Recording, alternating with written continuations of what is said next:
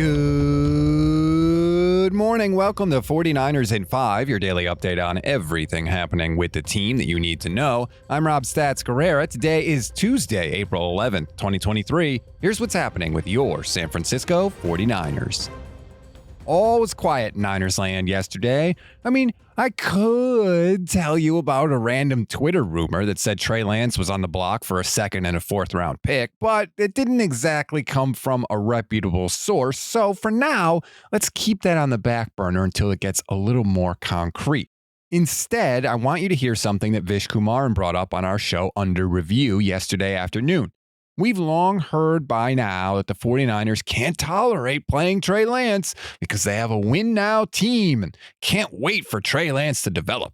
Well, Vish is apparently tired of hearing that. I'm sick of this vague generality that, hey, they don't want to wait on the quarterback developing, right? Tell us specifically what is it that you feel like you can't do. Sometimes I feel like Shanahan hints at it. And so that's what I want to know, Rob.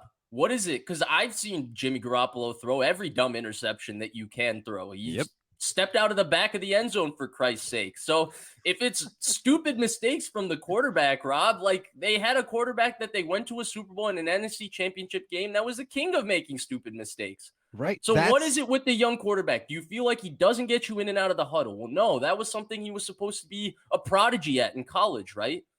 Do you feel like he's not smart enough? No, that's what they tell us. That's his best trait, right? They keep telling us how smart he is. So what is it? Is it his throwing? I don't know what it is, Rob, but I would love an answer. Like, what is the specific rawness that Garoppolo and Purdy have or Garoppolo specifically? Let's forget Purdy for a second.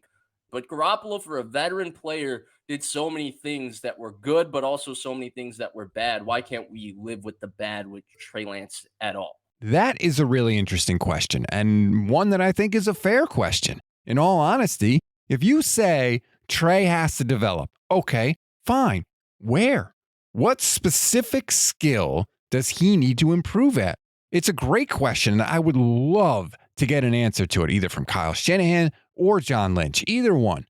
And along those lines, has Trey Lance been told the answer to that question? Or is it just kind of left out there as this sort of like vague buzzword? Anybody that's heard any of my shows knows I love these kinds of questions. In any kind of interview, this is what I have learned after 15 years in this business.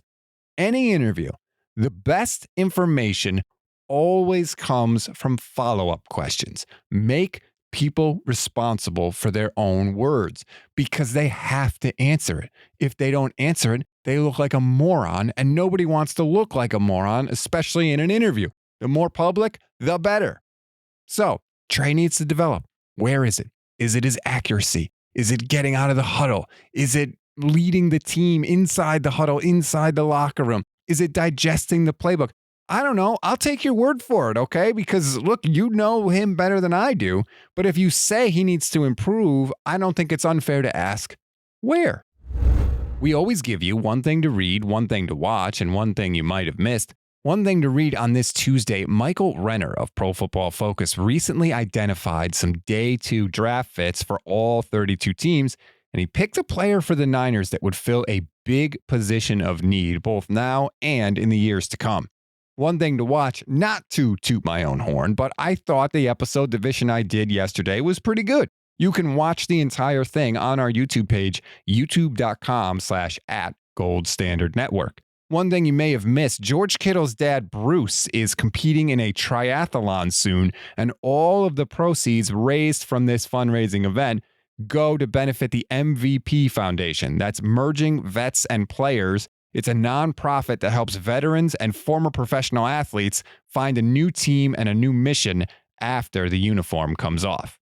That's a wrap on today's 49ers in 5. Please rate, review, and follow the Gold Standard Podcast Network. Enjoy your Tuesday, everybody. Stay tuned for the Bully Ball Podcast with Steph Sanchez and Jason Aponte. I'm Rob Stats Guerrera. We'll talk tomorrow.